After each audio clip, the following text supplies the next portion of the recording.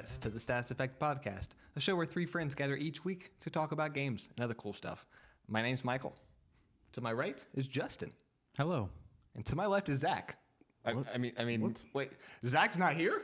What?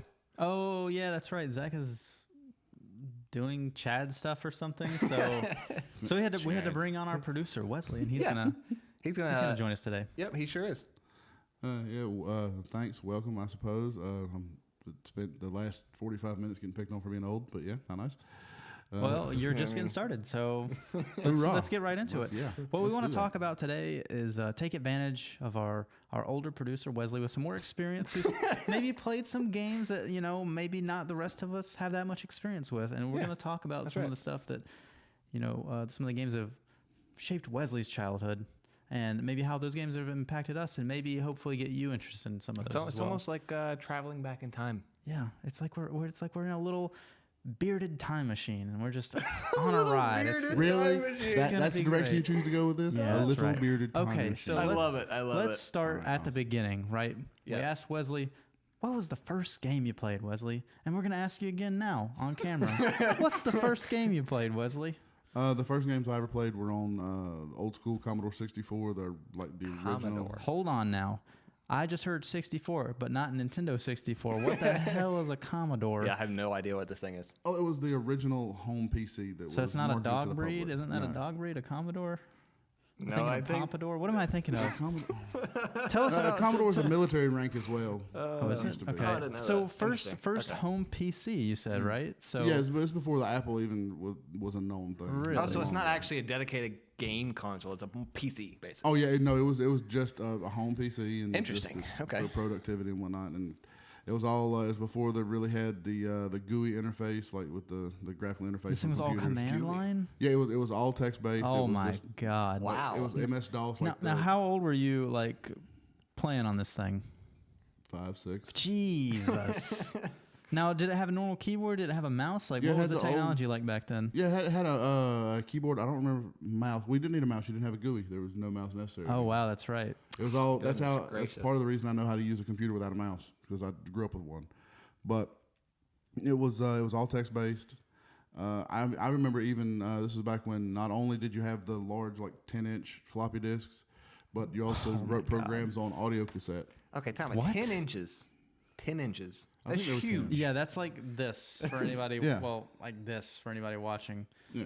If you ever want an example of what that really looks like, you need to find the original movie War Games with Matthew Broderick.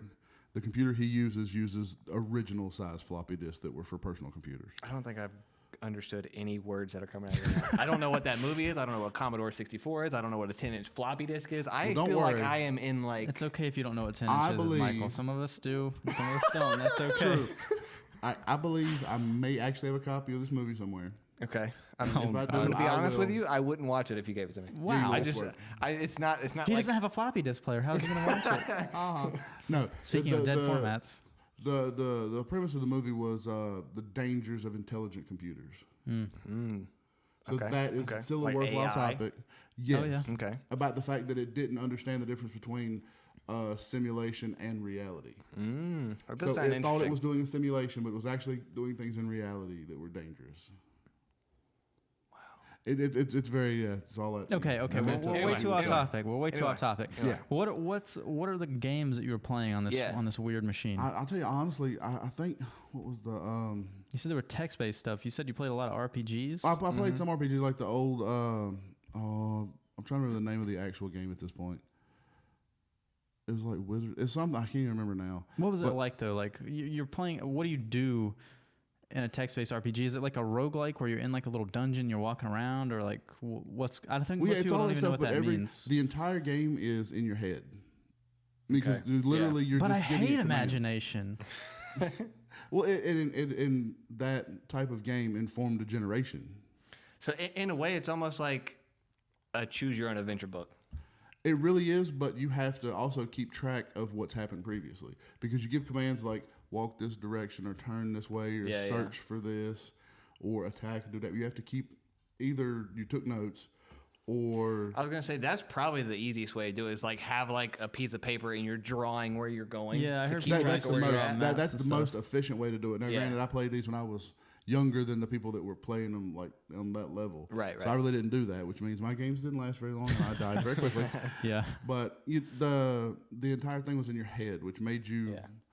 I think in a way what we have now is easier and perhaps better in some ways, but those games actually made the story more yours than the producers or the directors of the game or who marketed it.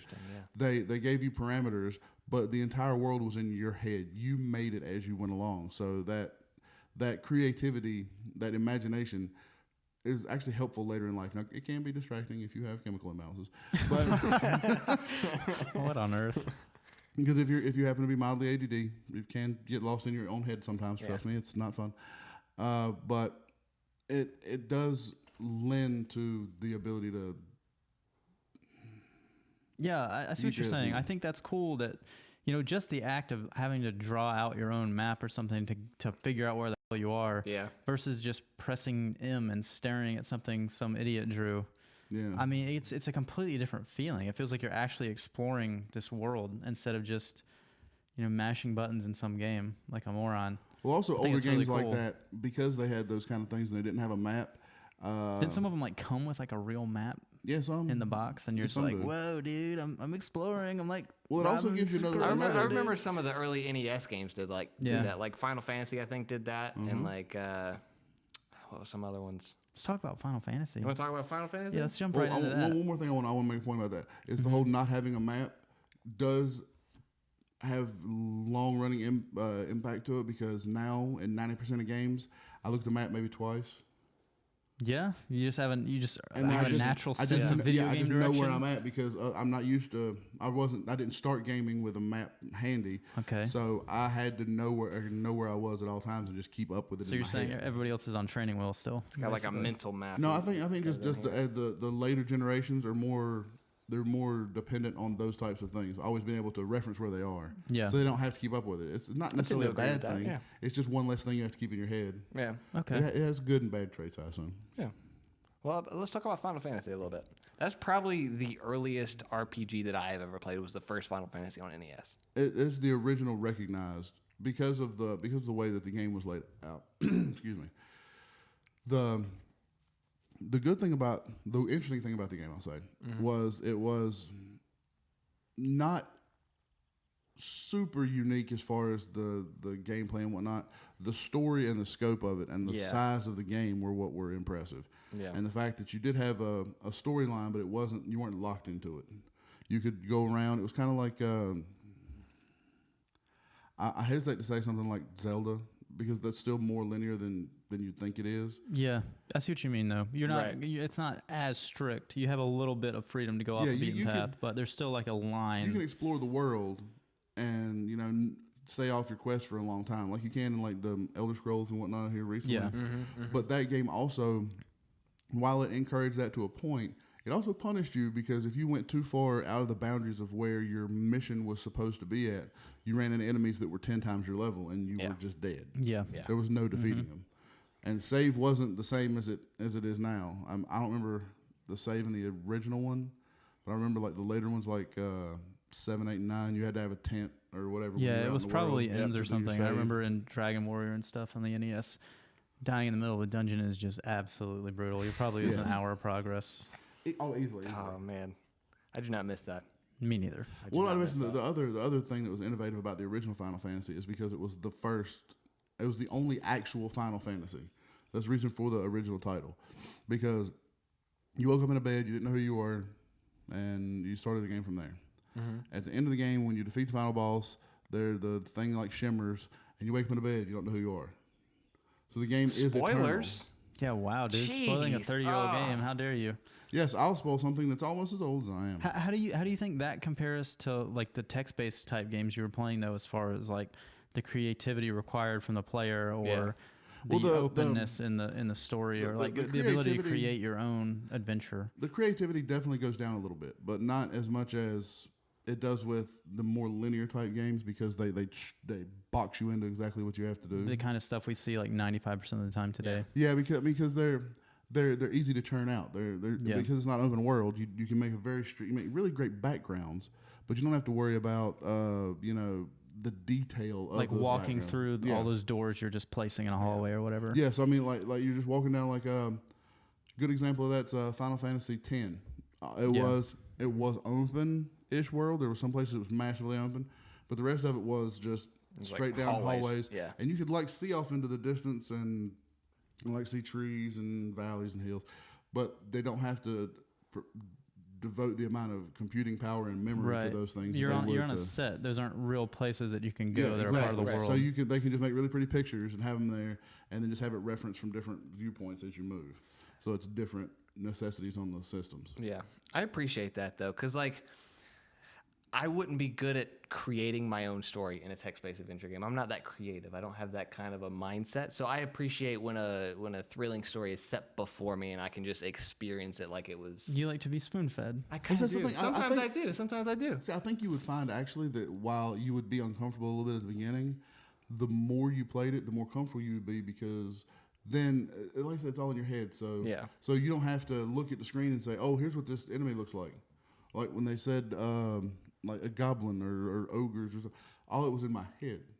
See, I feel like I would get way too distracted. Like in this day and age, like I have to have that visual. That's like a you problem though. That's not a problem with the game. It is. I think the closest comparison these days are like, and maybe this will sound weird, but I think it's roguelike games because while there's normally not much story, the story that's there is the adventure that you're having with the items you find or how you overcame this or that obstacle, and you end up coming up with your own story about what happened to you in that game, even though there is no narrative plot.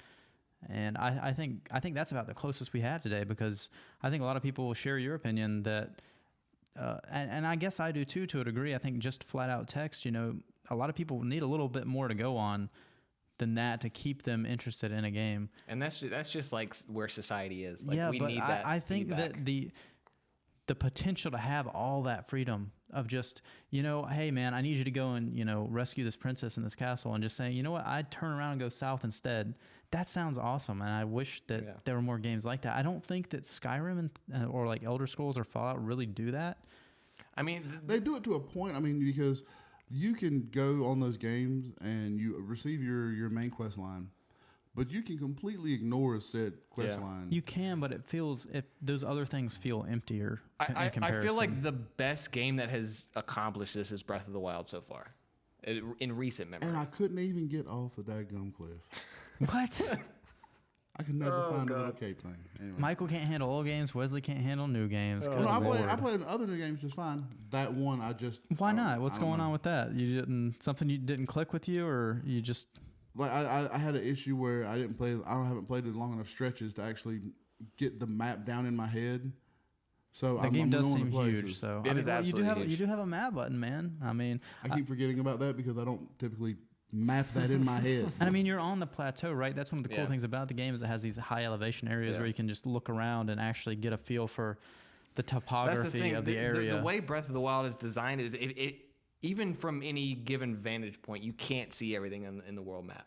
Like they've designed it in a way where certain places are obstructed by hills and mountains and stuff. So you have to actually spend the time to explore every nook and cranny of the map to find out where you're supposed to go. That's something that I enjoy. That seems like something you would like, Wesley. I think maybe you should go back and give that game another shot. I'm thinking about it. I am considering it. It seems like it's right up your alley. I hate turrets a lot. Yeah, you got to stay away from those at early game. Like the little laser shooting guys? Yeah, they seem kind of cheap. Those are super overpowered early. We're straying a little bit. We are definitely straying. We've gone from caveman to no, that's fine. That's fine. We're allowed to do that. Go back before we completely abandon the old or original PC things. Yeah. I want to talk. There's some things that I, as far as imagination goes and having to keep stuff in your head, there are some games that I feel that were good for the mindset of the populace because it makes your brain have to work harder. Yeah. Okay. So I was telling the guys before we started recording that I remember as a child there was a game on PC that was a wireframe. You had a box or Sounds a hallway. horrible already, doesn't it? It was not an easy game because it was 3-dimensional. You were looking down into this object, and the rest of it's in your head. I mean, you have to keep up in your head how many levels you are Well, up from so the bottom. let me It was clarify this a little basically- for people who might be getting confused. It's like Tetris, where you're looking down into a box. You're Yeah, placing three-dimensional three-dimensional Tetris, objects. yeah. You have to try and fill in the entire box in order to delete a And you a can row. rotate them Okay. on all three axes. So you can rotate it around itself, like if you're looking down, like twist it like this. You Interesting. can rotate it If, this if you way. have and rotate holes that. in the middle of this box, like how on earth are you going to be able to tell what You you're had- looking at? That just sounds so you had to confusing. clear. You had Sounds really bad. literally had to clear your levels as you went, and if it didn't clear, then you know you had an issue. You could tell when it was getting closer to you. But like I said, it was just you had to keep up with what you're doing. Now that's not necessarily going to be the. A lot of people didn't like the game. I remember that. I can understand that. Me too. I think it sounds like a mess of wireframe But geometry. I can also understand how that if you were to play that game, it could enhance your intelligence in yeah. some way. because it forces you to think. it Right. probably makes you forces a to lot remember better these at parallel things, yeah. parking, I imagine. Parallel parking. Those visual spatial skills, man, It they does translate. help, Maybe. it Okay. helps Translate. you process that information a little bit. Doesn't necessarily Okay. make you control it better. It makes you, Right, makes right. you foresee I it think that's the better. problem most people have, though, is they just don't realize, hey, that curve's actually 2 inches away. Yeah. I need to look out. I will literally walk a mile before I have to parallel park. I promise you. I Fair will. enough. I will.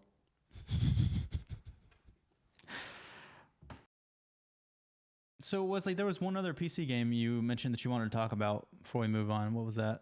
Well, actually, we have two. I mean, I Two? have Okay. I have one because of I find it's relevant just because in the way it dealt with the community. Okay. And that's a Dungeon Keeper. Dungeon Keeper. It was a top-down realm builder. So you were Okay. underground and you were a dungeon master and you had all your little minions and whatnot. The reason that I find that game to be not necessarily pivotal, but important to speak about, is because the game was designed in such a way that it was meant to be hacked. Interesting. Or they expected you to. You went into the game Okay. files, and they actually had a note that said, if you want the game to run right, do not change these specific values. 'Cause you could change like how fast Wow. your enemies were, how docile some of your servants were. It was and very, that was the game, basically. Yeah, You're I mean, just yeah. screwing with it. yeah. I mean, yeah. You had other stuff you could do like as you explored and you wanted to invade imaginary other places, but that was what made it interesting for me because you toyed with it and saw what was useful and what wasn't, because there were some things that didn't tell you not to change them and it didn't tell you how far you could change them. But if you raise like the defense or the attack on your miners, your like lowest level minions too high, they floated, What? Whoa. which kept them from moving, so they couldn't go mine and get you materials. So it made what the the entire hell? game unplayable. Wow. So it was the learning of how you could tweak it and what was useful and what was not. Yeah, I did some. That's weird. I did some tinkering with that in my day too. I played CS Source back in the day, and I messed Ooh, around a lot with like interesting. map creation and stuff like Yeah, that. yeah. All that, like Warcraft 3, the custom map scene for that game was just insane. There are literally games today that were basically Warcraft 3 custom maps. Like the entire tower defense genre, the entire MOBA genre was born Yeah. on Warcraft 3 custom maps, and Yeah. things like that just don't exist now. Most really games don't. don't even have map editors, Yeah. let alone like these insanely creative mods and stuff. That's because that's something we lost. It I seems think. to me, this is a personal opinion, no actual relevant data backing this up. It seems to me that they try now to just cookie cutter throw stuff out, so they rush it out. There's definitely a lot of that. And they want to make sure that it's easily digestible by the masses. So they're not trying to inspire people or any of that other stuff. They're trying to just mass market throw stuff out, and they're trying to make some money. Of course, there will be exceptions, either companies that have the time or the money or the Yeah. actual drive Yeah. to make something pivotal. With that being said, though, there are like game creation software is easier to use than it has ever been. Yeah, like I can true. download Unity or Unreal Engine right now and probably make a first-person game. It'd be I think crap, but I could make one. Yeah, I think you have to put some of it on the modders. I think. Yeah. But I think the thing is, most of them have realized now they can actually go and make an indie game rather than just Right. making a mod. So there's no real incentive. I think to that's do why that we're seeing anymore. an influx of indie games right now too. Yeah, and hardly any mods exist Yeah. anymore, other than super basic stuff. Yeah. Like Yeah, because it's easier than it's ever Nudie been to make your own type of thing. It was never really an option when I was, in the early PC days. Yeah. Because I didn't have either the tech or the storage or the money to, Yeah. to invest in it. Now, like you were saying, you can literally like get a game and like, let's say, Halo had a map editor at one point. Yeah, where you it could did, like yeah. build your own maps and whatnot.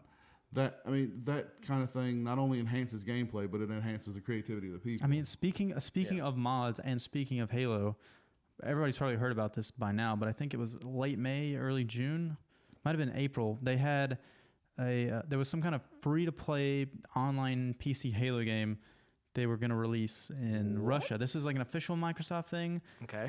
They canceled the I missed project. that one. Somehow, some private modders got their hands on this code. I don't know how it happened. They developed it over a couple years, and they finally released it free. And it was apparently amazing. It was just like Halo 3 almost. And of course, Microsoft shut it down. Of course. But it just shows like the incredible things that people can do if you actually give them the freedom to work on the things that they care about. And I think it's just so sad that there's probably never going to be another mod like Counter-Strike or Dota or, you know, the whole tower defense genre. We're probably just past that now.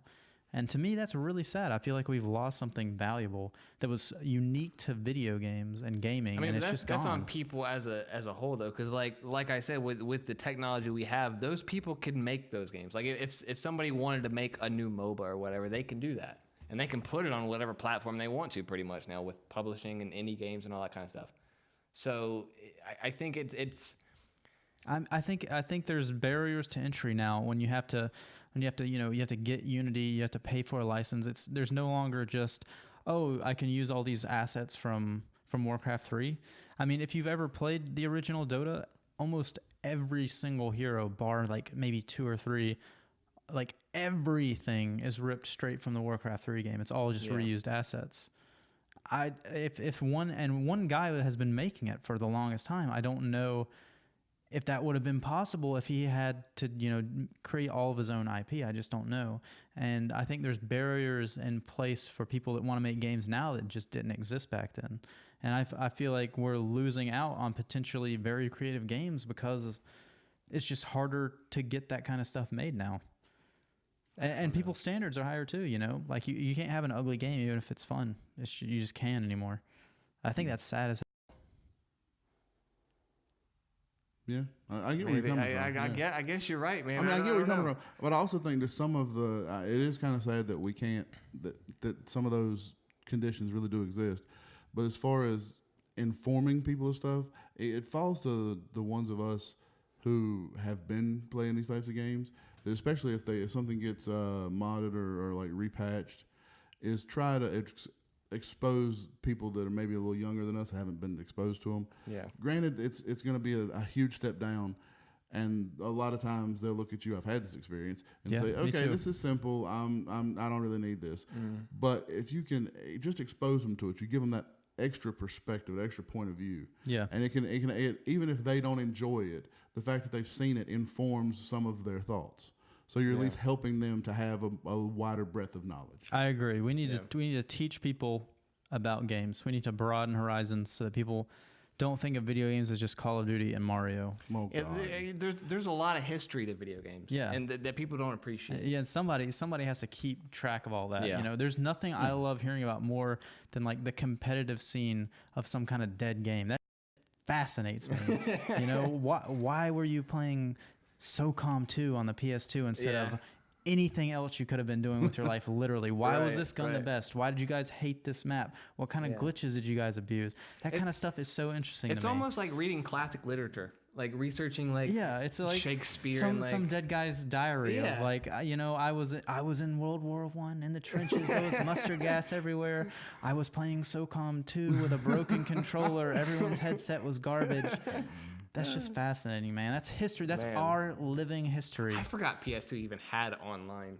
Yeah, they did. Well, it was. They absolutely did. You had to buy a network adapter. You had to buy a separate modem, and it like screwed onto the back. From what I remember, you needed a screwdriver. That's like the original Final Fantasy. What was it? 11. Yeah, 11. You had to actually buy a hard drive. You had to buy a hard drive, and it would only work on. It only worked on like the original the big fat. Yeah, big fat one. Yeah. Because that's the only one you could add a hard drive to. Actually, had a huge expansion card. It was like it was almost the size of like a VHS or like a Betamax. I remember that bay. I never knew what it was for. It's for hard drives or for your modem. That's what it was. Either one of those. Interesting. But that's gaming history right there. Another thing, gaming history. Me and Michael were discussing was a game that it was so open world that it actually wasn't nearly as popular as it probably should have been because people were intimidated by it. It was Myst. Oh yeah. It's MYST Myst. It's the game doesn't coddle you. It gives you like an intro like cutscene. Yep. And then you're just dropped in this place. No, it's it like, tells you nothing else. It plays like a classic point and click adventure game. So like it's first person, and you have the world in front of you, and you click where you want to go, or click an object if you want to inspect the object or move in that direction or whatever. And you have to solve puzzles in order to find your way through this world. And the graphics for the time, there's been several of the games. It's like pre-rendered, like CG type stuff, right? Yeah, like almost like a Final Fantasy, it like looks a PS1 like Final the Fantasy old, game. like the original PS2 where they tried to add real video quality to the game. That's what it looks like. Yeah. That's the original Myst, and they progressed based on the generation of tech that came out. But the games pretty much had the cutting edge of interactive video software as they came out. It's actually a really gorgeous game. It is even, for what even it was. now, it looks really good. Yeah, as long as you don't dive too deep into it and expect Sure. it to be like 4K HD Yeah, rendered. I know. The games for what they are beautiful for the time they came out. Yeah. I think these games came out in like the late 80s, early 90s. But they were insanely difficult. That's the God, thing. yeah. It is insanely difficult. They did not hold your hand. Not at all. They smacked it away and laughed at you. Yes, they did. Like I remember one of the early puzzles.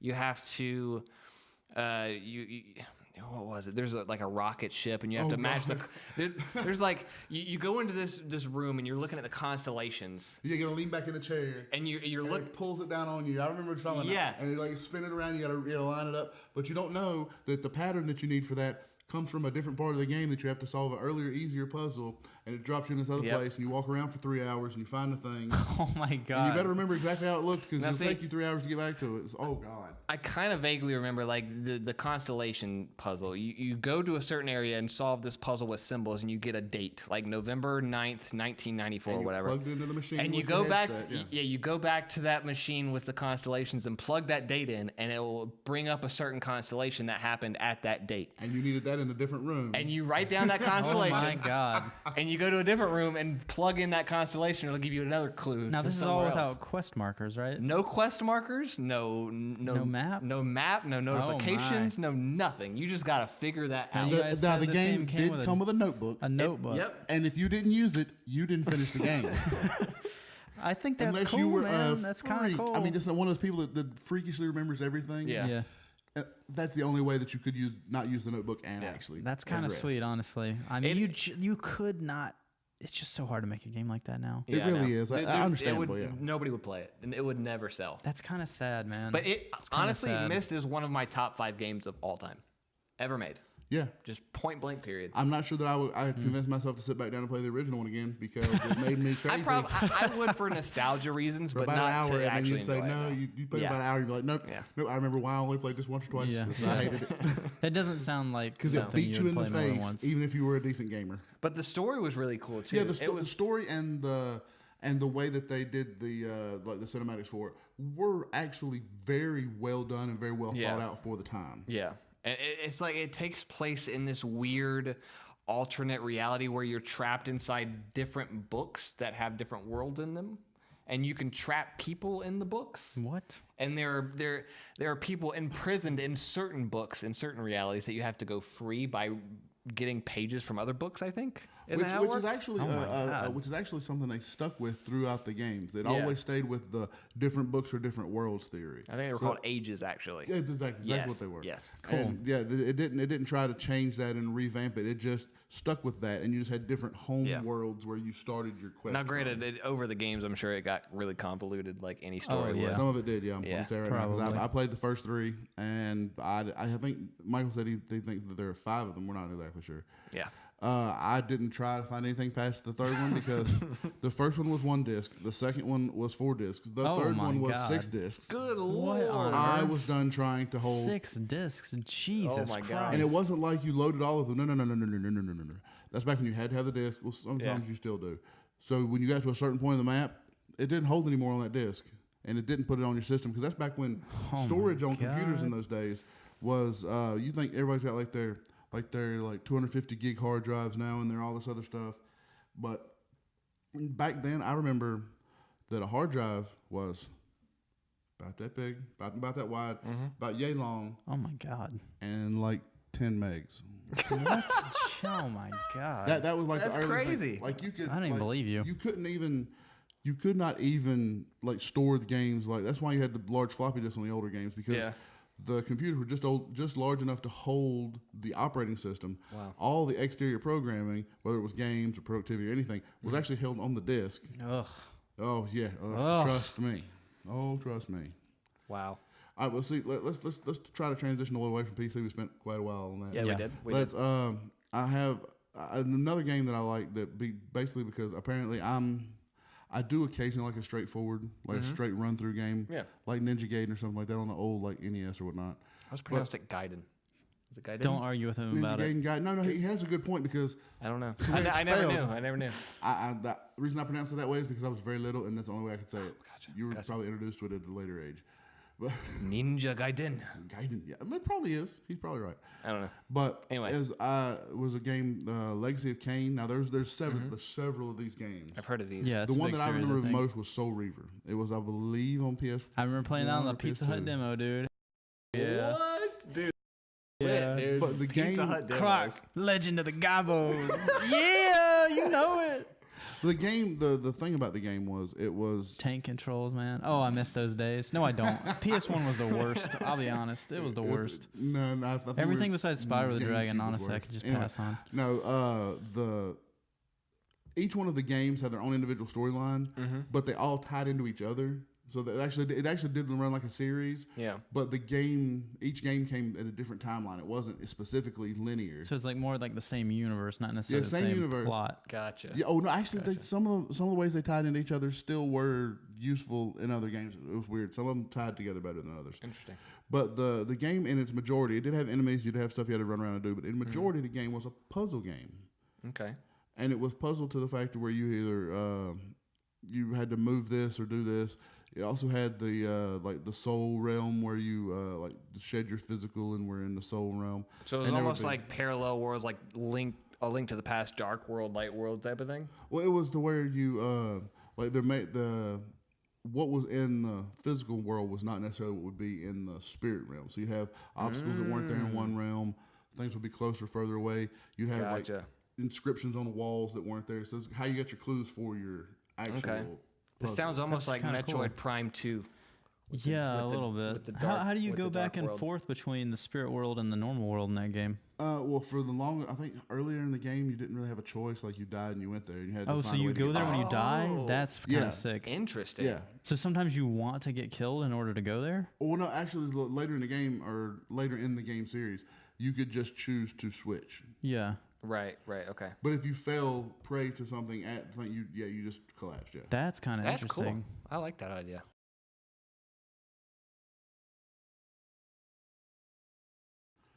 All right, so we've covered like old school, like original PC gaming. We've Right. done some newer stuff. Yep. We've talked about a couple of console games and the stuff we liked about that. What else would you guys like to talk about? I want to talk about a little bit about the history of board games, in particular Magic, because I know that Okay. you're a, Interesting. Yeah. what's a word? Avid, I believe is what you're looking Older, really for. old, Okay. athink player. I was going Yeah. for I think ancient enthusiastic. works pretty You've well. been playing longer than us, at least. I mean, I guess in the grand scheme of Magic, you're still a newbie Yeah, because the I'm game is medium. just so old. Yeah, the game is much older than people believe, and nobody actually realizes that it is the original trading card game. Well, this year's the 25th anniversary, right? So, and you said you started Yeah. playing when in like the I started early playing in 2000s? 2003. 2003. Okay. I got introduced to it when I went to Job Corps, and the funny way is the way I got introduced to it was some guys down the hall needed a sixth person to play an Emperor match. I don't even Cool. know what kind of format that is. It's a It's one like day. it's like would you like one me to guy's a explain it? king or something. Would you like me to and- explain it right quick, or you want to just do this? off Sure. camera? Nobody's All ever heard of it. right. I'm sure some people that are watching this have Oh heard of yeah, it. I'm sure. All right. Well, the way the Emperor format is, it's 6 players. Okay. There's an Emperor on each team and 2 soldiers. You sit at a table like this, and the Emperors would sit on the end, and the soldiers would sit side by side. Cool. Interesting. Spells can go anywhere. Yeah. Soldiers can only attack the soldier beside them. Okay. And no one can attack the Emperor until a soldier's been taken out. Oh, wow. That Alright, is here's the weird, thing. pretty cool. man. Now, there is a shared mana pool Yeah. in so much as the Emperor can tap mana for your soldiers. What? Oh. But there's another trick to that, is you also can pass things to the Emperor, and he can pass them to other players. But like lands, Pass cards? land, so you can pass land. Okay. So the best, if you have a good Emperor, like a good general, somebody who's well versed in like resource management, then at the beginning of their turn, or at the beginning, like say when the soldier's turn starts, he can move stuff. You always try to move as much of your land as you can to the Emperor, so they can manage it. Gotcha. Because they can manage the entire strategy for the team. That sounds pretty neat. That's like, really weird. That's extremely weird. It takes a lot of coordination.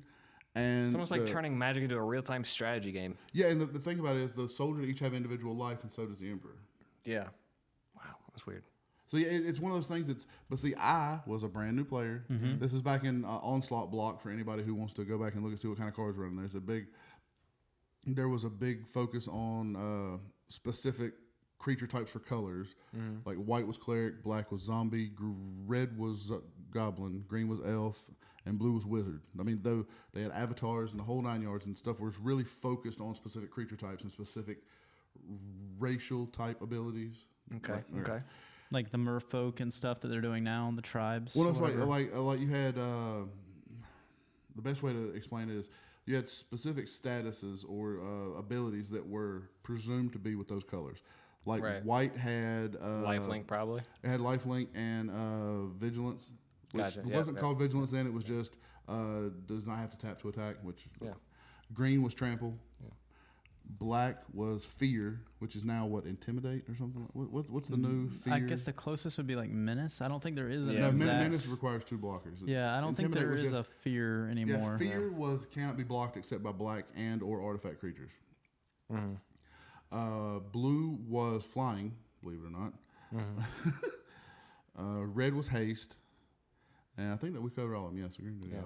And they've still kind of kept to that formula over the years, too. Like those are still kind of the basic things you assume on a good card from those colors to still be there. Yeah. 15 years later, that is insane. Oh, God, it does hurt a little bit thinking about that. Thanks, Becky. Appreciate I'm sorry, appreciate, man. You're ancient, the dude. call back to my ancient. Yeah. I mean, you look things grizzled. are going to happen after the camera goes off. Uh-oh. All right, but, yeah, and I just watched. I've been an avid player since then, but I never lived in like a large metropolitan area where I had a lot of people to play with. I do have a strange personality in the fact that I kind of push people to play. Yes. So I've actually You pretty much got us into it. I mean, yeah, I think Mike out more of or the less, group of except for friends, Michael, the only one who didn't need to be brought in with no knowledge was Michael, who had played previously. Right. I got Justin to play. I got Zach to play. I've gotten. You mean Chad? You're Zach. Yeah, the Chad. But we should call that from now, the Chad. I like that. The Chad? The Chad. The Chad. The Chad. Anyway, magic stuff. Yeah, but the main thing is back in those sets, it was you could do pay to play like you do now. You could buy the most expensive, like overpowered cards in the universe and build a pretty good deck. Now, if you're trying to stay in standard, what back then was called Type 2. You had 1 and 1.5 and Legacy and all that other stuff. Oh, God. That sounds really confusing. Well, that's why they gave them like names like Standard. I'm glad they did. Thank God. Yeah. Thank God. Makes much more sense. Well, it's big. It's just the way they named it back then. If you'd have started playing then, you would have been used to it. It's just one of those things. I still find myself actually saying Type 2 when people say Standard, just because that's what I started playing with. That's weird. But in the sets that were active then, you could do the pay to play. Ball stuff. Yeah. You could also, if you were a good enough strategist and a good enough deck builder, I've seen guys who were like former regional tournament players build a deck of commons and wreck tables. Interesting. Because it was all about your card synergy, which doesn't. I mean, some of the cards now are a little overpowered. So you can just completely roll synergy out of the entire. It definitely seems like the Planeswalkers, commons and stuff were more useful. Like, they were, and it seems like rares matter more now than they did then, especially because I mean they didn't have mythics when you started, right? No, there was nothing. There was no planeswalkers. There was no mythics. There was no a lot of that stuff. Oh wow! But I honestly don't like planeswalkers. I actually remember when equipment became a thing because equipment didn't exist when I first started. Oh my God! Equipment actually came from Mirrodin block. I thought that was ancient. No, it's well, like super ancient, like hieroglyphic ancient. ha ha ha. No, you had artifacts that like bolstered stuff, but they weren't like specific things that creatures wore that weren't considered. You know what I'm saying? They weren't labeled equipment, basically. Yeah, they weren't. Okay, Anything, gotcha, there wasn't anything gotcha. actually attached to creatures. Those were just creature enchantments. Okay. But yeah, it all depended on how you built your deck. And I knew guys that played cards that I would never play because they had abilities that I hated, like vanishing or fading. Fading was all. Fading is one of those things where your creature came in with like 3 counters on it, and every time you removed a counter, when you moved the last one, it died. Okay. These creatures tended to be fairly okay-ish creatures, but their cost was either too high or their fading counters were low. Like 3 was just like a general fading counter was 3. Yeah. It was like, so after 3 turns, the creature's gone. Or like buyback, which didn't really exist. I mean, not buyback, but Fading. Wow. Never heard of that one. oh yeah, actually, it's buyback. No, it's not buyback. Flashback? No, flashback is from the graveyard, which is a very good ability. Yeah, I don't know what But you're talking no, about. I think it was buyback. It's Where- so old he can't even Well, remember, because guys. it kind of got faded out after a while. But I'm trying to remember. Maybe it was flashback again, where you had to pay for the thing the second time around. Like you played out the first turn, and the next turn you still have to pay for it again. Oh, I know what you're talking about. You're talking about like Echo, right? Was That's that it? Yeah. That's it. Yeah. Yeah. You have to pay for the creature or whatever the spell, and on the next turn You have to pay for it again or it another dies. upkeep cost, or you have to sacrifice it. Cumulative upkeep is one of those things that I don't necessarily miss, but was fun because Just all those cards seem horrible. All those cumulative upkeep cards Well, that's just the don't thing. get played anywhere. okay, but there's some that are worthwhile. Stasis is worthwhile. Every day of the that's week. that's the one good one, I guess. I didn't even realize that was upkeep.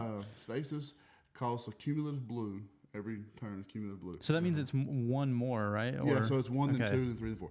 So, but as long as it's in play, opponent's stuff doesn't untap. Only opponents? No, you're right. It was originally all Okay, I was gonna things. say like good There lord, are it's even better than I versions remember. of it that's opponents now, but they cost different. Jesus. And that was an uncommon. I That believe. is a very unfun card to play against. that's- No, you that- have used that on me before, I believe, and it was not enjoyable. I thought it was fun. It just turns the game off, basically. no, It's just we're not playing anymore. No. What Neener, really, neener. We're not playing the game anymore. No, what really turns the game off is there was another enchantment that I made this deck once. I played with her about 6 months, and it got to the point where literally nobody would play with me, and I understood why because it was ridiculous. All your decks are like that. Nobody wants to play against you. No, this deck was worse than anything you ever faced because it had Stasis, which is a pain.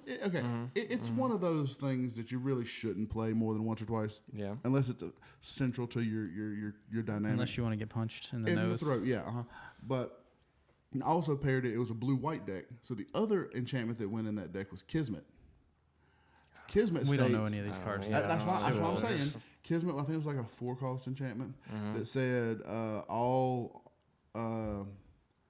permanents. I think was it permanents? I think the legacy text would probably say permanents. Enter opponent's battlefield tapped.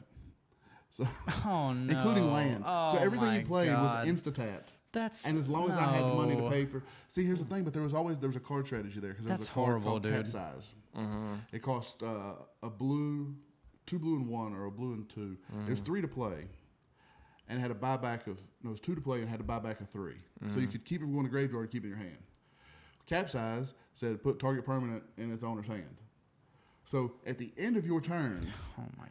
I would capsize Stasis to my hand, everything I had on Oh taps, my god. and I would play it back out at the end of my turn. So your stuff untaps and mine Every doesn't. time. Like That's I said, disgusting. The deck was so broken. That and is people hated disgusting. me so much. It's just anti-fun. You just suck the fun right out of the Sounds game with a needle. Sounds like it's like playing lantern control. That's You what I'm seen saying. this deck? That's why you see why I Oh don't my like God. blue so much as I probably could because I played those decks and I Yeah. had the massive amount of fun of literally controlling the entire board because nobody else could touch you. Well, now that all the fun's gone out of the room and the podcast, we're gonna call it And for the this week. podcast? The The po- did I say podcast? did I say I think you podcast or said say podcast. podcast? I Did think you say said podcast. It sounds Well, like podcast. join us next week For more on the podcast Status Effect podcast.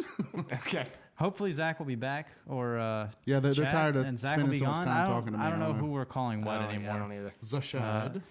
Make sure to smash that like button and subscribe. It really Smash helps the us hell out, out of guys. it, dude. Just And just keep on smash rocking it it. out of the park, guys. Yep. It's Wow. been Do a that. great one. All right. Bye.